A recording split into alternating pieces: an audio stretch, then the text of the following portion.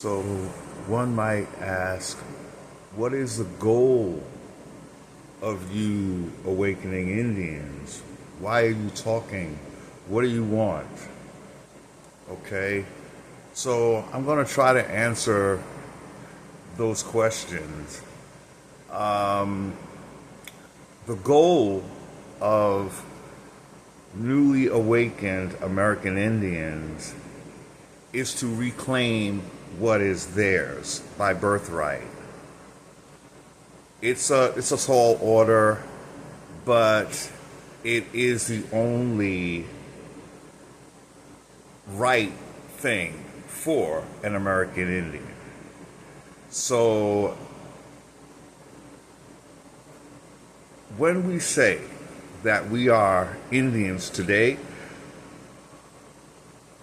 the way I would speak to that is I would say, no, we are not Indians that wish to be in civilized tribes. The civilized tribes of today are not even our kinfolk or skinfolk, even.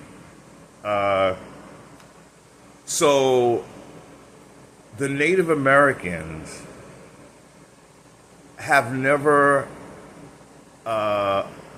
officially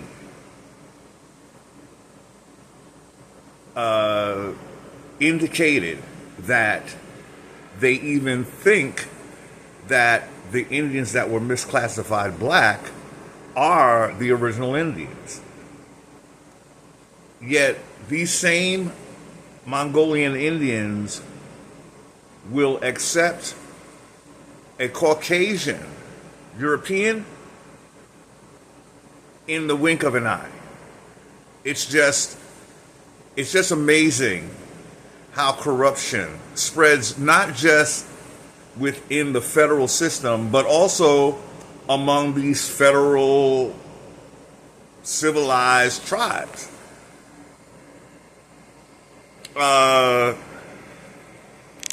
So what the goal of American Indians is to have a say and for compensation for what belongs to them that was stolen from them, to the tune of over 500 years. We've been basically made victim to ongoing theft that also involves ongoing genocide.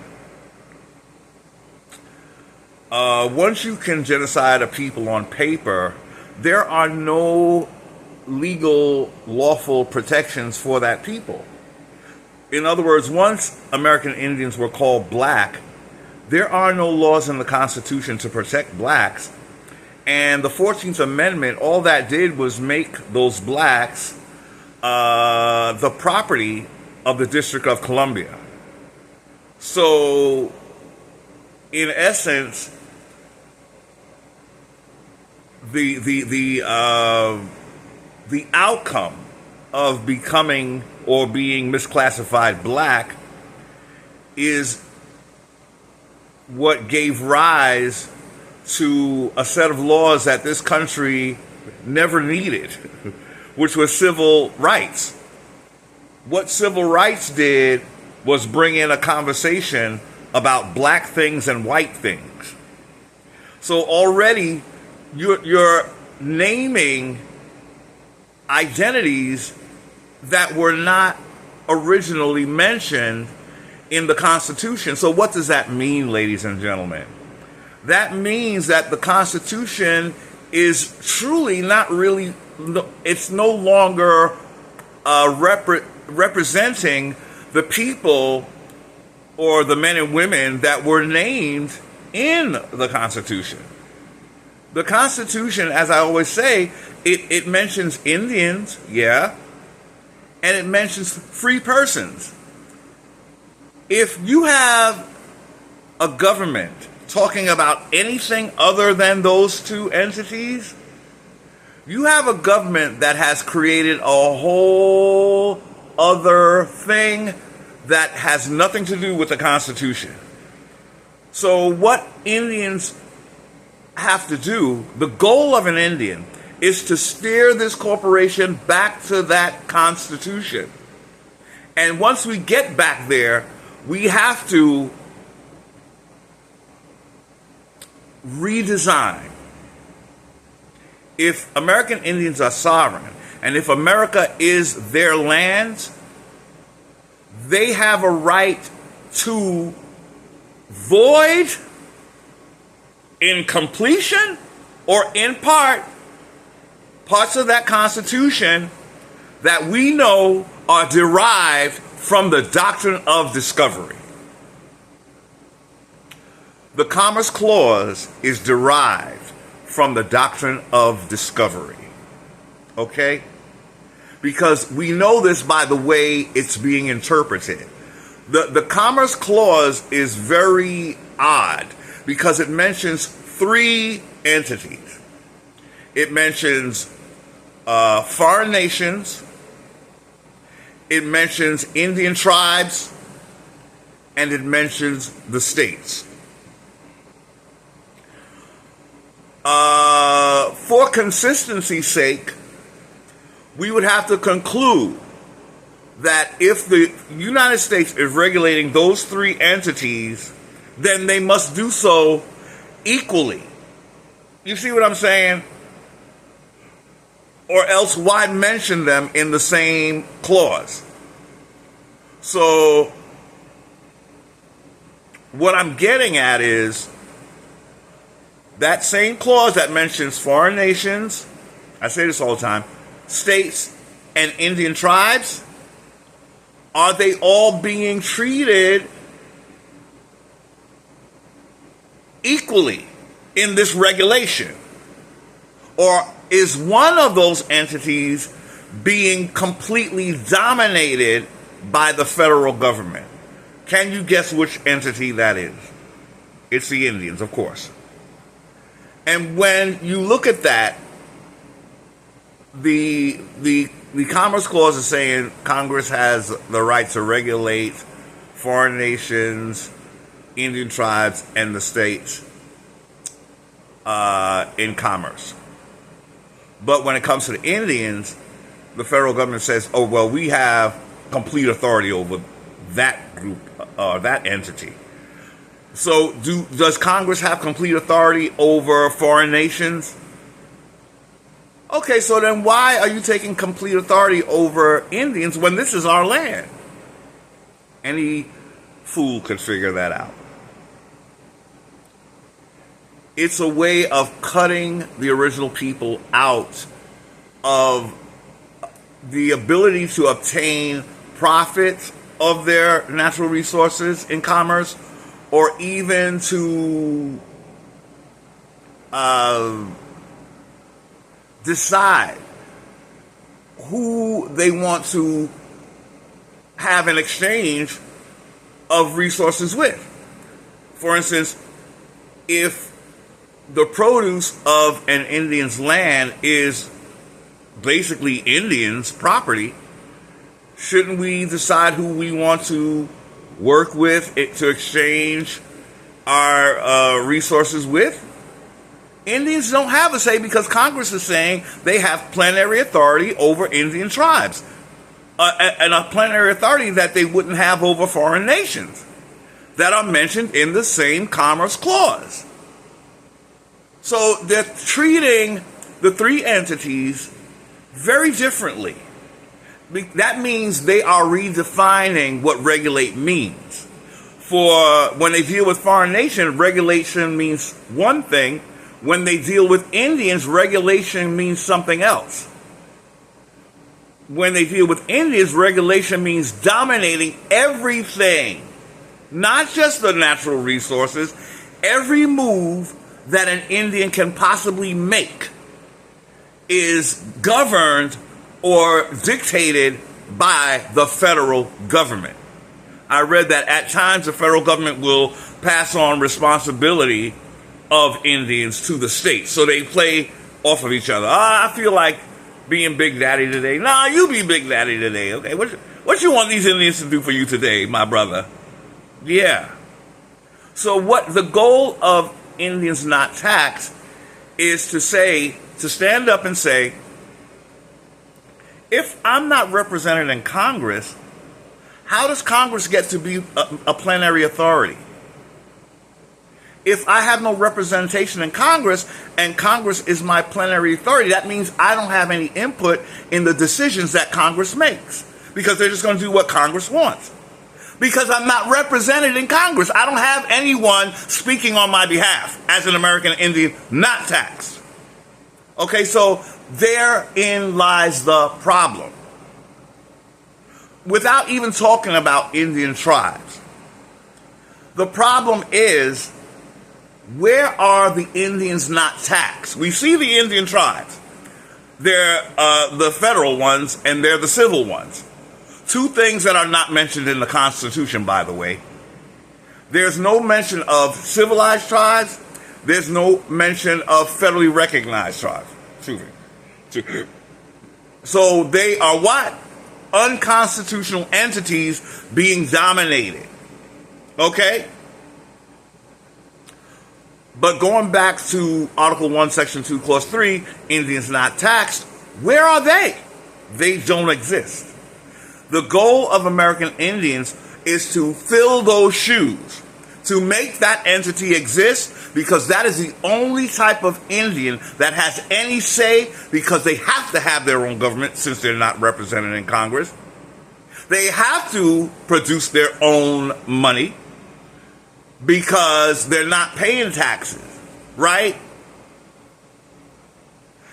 They don't have to use fiat, truth be told, because using the fiat of the federal government has the effect of making sovereign Indians not sovereign anymore. When you use a foreigner's money, or whatever they're calling money, they're going to dominate you because they're going to do what they want with they're going to make it high interest, low interest, inflation, deflation. So that is why China has its own type of money, right? Russia has its own type of money, I believe. Since they're trying to do the whole... See, now what they're trying to do is make an African Union and European Union, and then they will be exactly like the United States. Meaning they will have some sort of, central governing body, if I think it goes the way it seems like it might, I think. Although, really, it is only America where they want to dominate by having like the District of Columbia dominate all states, right? They might not do that in Europe, actually. Or they might, because how else would you get or move closer to a one world government unless you start tightening up? And that will be hell on earth if it should ever happen. Because then every other place is going to be exactly like America, where it has nothing to do with the original people of that land and everything to do with who is controlling your commerce. You cannot be sovereign if you don't have anything to support you. Your support is coming from your commerce. So the way this Constitution is designed, you got these sovereign Indians, but then the Congress is holding on to what they call Indian tribes in commerce. So you got these random Indians that don't have any access to their resources. The Indians not taxed are like not in tribes. But Indian tribes, Congress has already claimed them in Congress. I'm sorry, in commerce. I keep mixing those up. So the goal of American Indians not taxed, first we got to get people to agree. We have to get American Indians to agree, first of all, that is their standing. If they don't think that is their legitimate standing, they can't be part of this. They are going to want to stay in a civilized tribe, or they're going to want to create 501c3, which is like a civilized tribe, because it's a corporation, and they, all of that.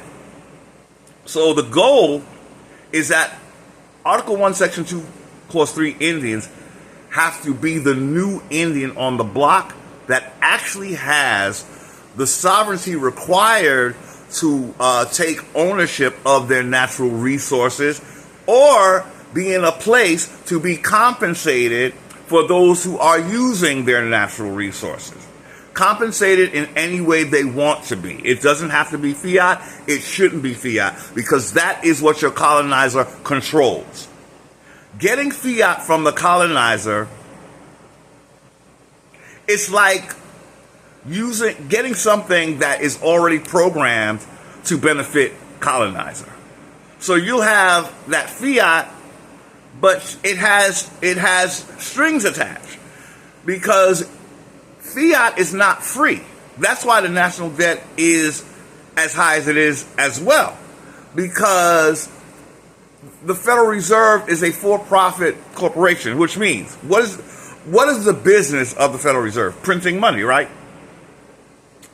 If they're a for-profit organization or corporation, when they print that money, they expect to get paid for that money. Just like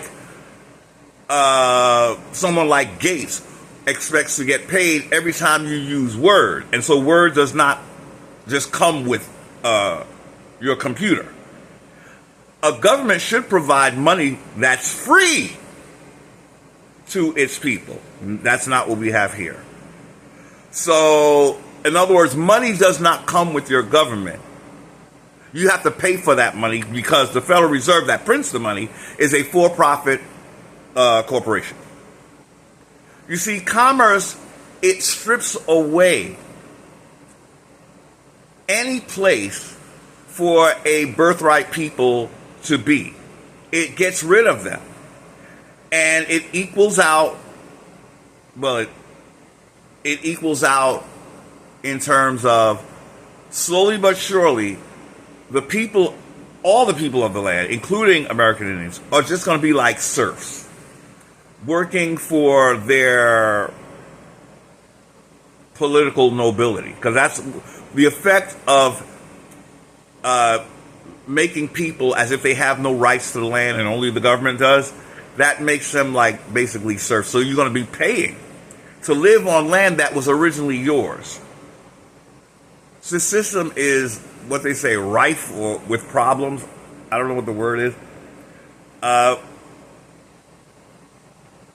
American Indians have to return, because if they don't, all this is a slow, sure death to American Indians. You just lose anything that would make you or give you what you need to be sovereign. And so you might as well become a foreigner, because you have nothing. You don't own anything. You can't control anything. You got a big foreign daddy doing all of that and getting all the profits and still charging American Indians. How does that work? That's because Indians, you would have never designed a system like this. I don't care how much you think you did.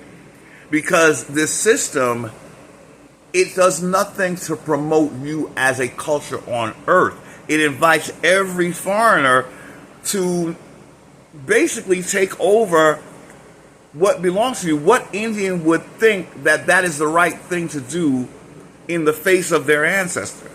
So you can't really be an Indian if you want a system like this that doesn't respect birthright people, period, here or anywhere. So, again, the goal of American Indians as of today, not the Indians of yesteryear, who were mostly just, I think, fooled into everything.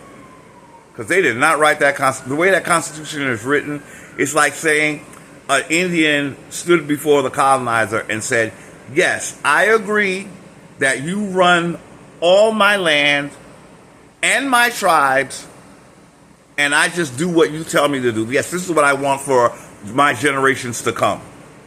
Do Indians believe that that's what an Indian would want for basically eternity, because this system is going to, if it's left as it is, it's going to slowly erode anything called individual rights. Not just for Indians. Indians have already been pushed out the way. They've been made black. And they got the civilized, federalized tribes in our place. And they can't do anything but say, yes, ma'am, no, sir. Or yes, sir, no, ma'am, or whatever. We actually would have a voice if that Constitution was half adhered to.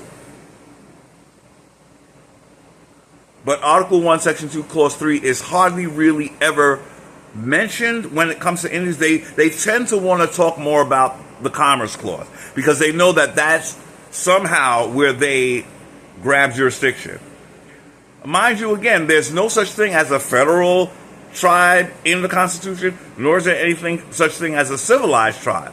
But that's all the United States can deal with because Indians are supposed to not be taxed, you see? So they had to create Indians that they could tax, control, dominate, because Article 1, Section 2, Clause 3 Indians are not even part of this government. They are outside of the jurisdiction of this system. So this system owes us that. We're not stealing anything from the system. We're not committing some crime against the system. We're simply telling the system, what about Article 1, Section 2, Clause 3 Indians? And please don't take the role of dictating what we are. If we're sovereign, you don't get to tell us what we are. We have to do that and tell you what we are and what we require. Now, I just want to throw in, when Indians do ask for whatever compensation they want, I bring up the example again of when the United States was about to pay off some debt to the Queen of England, and they had it all set to pay her, and she refused the payment. As a sovereign, she could do that. She refused the payment and said, no, I want to offer you more credit. That's how you can pay. That's how I want you to pay me back. Take more credit. So in essence, what does that look like? Well, the Indians would do a similar thing because we can't sell our land. Once we are established as the true sovereign Indians on the land, who were the ones that were misclassified, because you don't have to misclassify something that the federal created, right? They're already federally created. So you don't have to misclassify them. They're already federally created. Indians that were here before colonizer got here, it is they who had to be misclassified. Only they. They were misclassified black, Negro, colored, okay? If you were suddenly called a Native American and before you knew yourself to be Mongolian, that means you were created by the federal government into a quote-unquote Native American. But you got fooled because there's no such thing as a Native American in any of the Constitution. There's only Indians. So everyone is living in some kind of misclassified state. Caucasian Europeans are called white, not in the Constitution. You're supposed to be free persons. Mongolians are called Native Americans, but they're not in the Constitution either. We know Africans are not in the Constitution. So African Americans are not either. In order for you to stand on the rights that were set out for you in the Constitution, you have to go by what the Constitution called you originally. What the Constitution called black people originally were Indians. Or I should say, what black people were originally before they were misclassified. That's what I should say. They were Indians. When Verrazano came here, he described Negro people, not Mongolians. He said that we were dark like Ethiopians. He didn't say we were dark like South Asians. There's a difference. So once again, if we don't call it up, the system will continue to ignore that standing. But because they don't want us to call it up, we will still get treated bad. In other words, it's just a slow genocide. Because the idea is we don't want anybody to claim Article 1, Section 2, Clause 3 Indians. And when they do claim it, we're going to come back arguing. That's an exchange we're going to have to go through as well, Indians. Because they're going to try to convince us that Article 1, Section 2, Clause 3 Indians, they're supposed to be taxed, even though it says Indians not taxed. They're supposed to be taxed. No. Stop it. Stop it. In an article that we looked at, where senators were arguing over Indians not taxed being added to the 14th Amendment, where they shouldn't have been, because Indians weren't slaves, they were only indentures, and the 14th Amendment is for African slaves, or permanent slaves at the very least. Indians should have never been permanent slaves because we already had a standing as American Indians per Article 1, Section 2, Clause 3. How can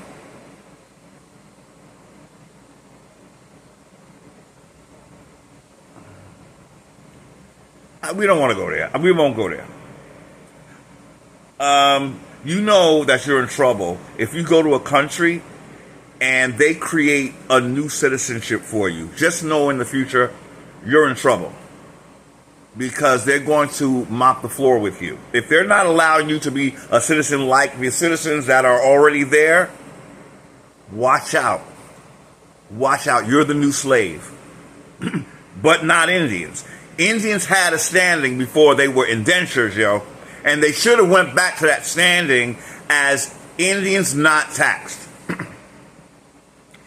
So Indians not taxed do have a right to form Indian tribes that are not taxed. So they won't be Commerce Clause Indians.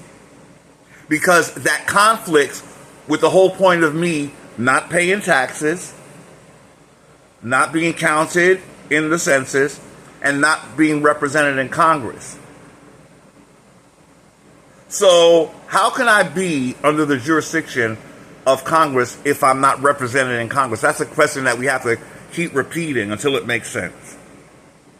How can Congress dominate me when I don't have any American Indians not taxed represented in Congress because we're not supposed to be represented? We're supposed to have our own government, is what I'm saying. So again, how can Congress dominate an Indian not taxed who is not represented in Congress? How does that happen? It sounds like it's going to be a one-way conversation with Congress doing all the deciding. Because if I don't have a representative in Congress to speak my interest, right, that means only Congress is doing the talking. And the Constitution says they shouldn't be doing that because, what?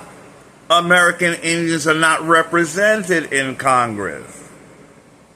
American Indians are not paying taxes to anyone in Congress or the state or the federal. Why? Because we're sovereign.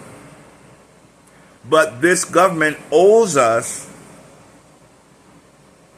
access to our land freely. If you're using my land and I don't get compensated, don't you owe me? You're only here through the doctrine of discovery. That has been repudiated.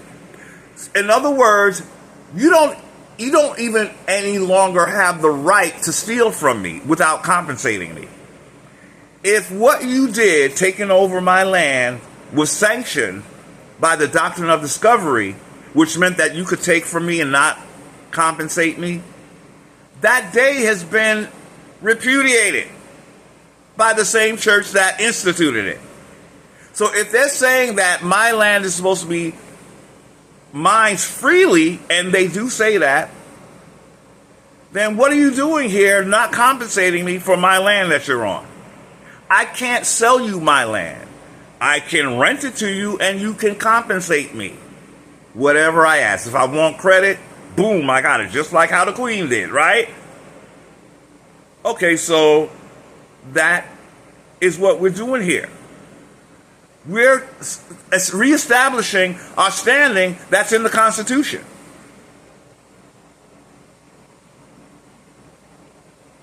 Article 1, Section 2, Clause 3, Indians. And I was thinking that what we might want to do is start a petition of Article 1, Section 2, Clause 3, Indians, meaning that what we would have to do is American Indians would start to draft up their declarations. They have a personal declaration, tie it to whatever tribe you were part of, so that shows that you were here before the United States was here. But whatever you say, you must say, I am now choosing to be in Article 1, Section 2, Clause 3. And I don't have to be an Indian tribe that is in the system. I have a right as a sovereign that's not paying taxes to the federal government, not represented in Congress, and I'm not supposed to be counted in your federal censuses. You're not supposed to have birth certificates for me or anything like that. If you have a trust that's ours, you have to give that to us to control. You shouldn't be controlling another sovereign's trust. We have to control our trust. Just like another Indian said, we have to control who can come into our country before you do. You see, American Indians, what it boils down to, this system is really not, let's just say it's ill-founded, because it's really not possible for an entity that conquered you through a church doctrine, it's really not possible for them to really cooperate with you, because all they really, when they got here, it was based on conquering you, not asking you permission. They didn't ask permission, y'all. The doctrine of discovery said they could take. So what does that mean? That means they never had to do a treaty with us, even though they made mock treaties. Those treaties were fake, y'all. Fake by virtue of they were done under duress, number one. And number two, you didn't have to treaty with us because what brought you here was the fact that your church said that if you come to a land and they are not Christians, we were not Christians, Indians, as much as you will bang the floor, kicking and screaming. I'm very sorry to inform you. I'm very sorry. It's just not what it was, y'all. Even when we read about Verrazano, he concluded that the Indians of the Roanoke area, where my Indians are from, by the way, didn't have a religion. If we were Christians, he would have said, I have found fellow Christians here in the Roanoke of the Americans, of the American Indians, the American Indian Roanoke. They are practicing Christianity like we are. That's not what he said. He concluded that we had no religion. So what does that mean? Their religion, their God, said, when you go to American Indians' lands, whether it be South America, the Caribbean, or North America, just take what you want. Make them slaves, kill them, we don't care. That's how our God do. But again, the Catholic Church has repudiated that activity. But that activity is still going on the down low. Indians are still held in a subservient position even after they become Christian. And that's what gets my goat. People will argue with you because you don't agree with Christianity. I'm going to tell you why I don't agree with it. Because if that God was legitimate, I have to say it, y'all. It would say, now that they're Christians, you can't treat them bad anymore. Because they are of the flock now. No, Indians, that didn't happen. So what does that mean? The whole point of coming here was to take from us, not to bring us to God. To me, they brought us to a demon.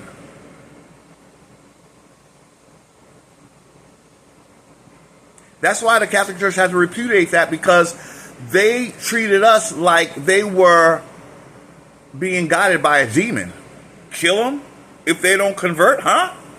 And now the big slap in the face is that this country claims to be a place for religious tolerance. I wish it was that when you stomped my ass out when you first got here. I wish it was like that back then. It is such a slap in the face, y'all. It's a huge slap in the face. So now I can be a heathen, and I'm still getting my ass kicked. I'm still not getting my land back, and you're saying it's okay for me to be a heathen.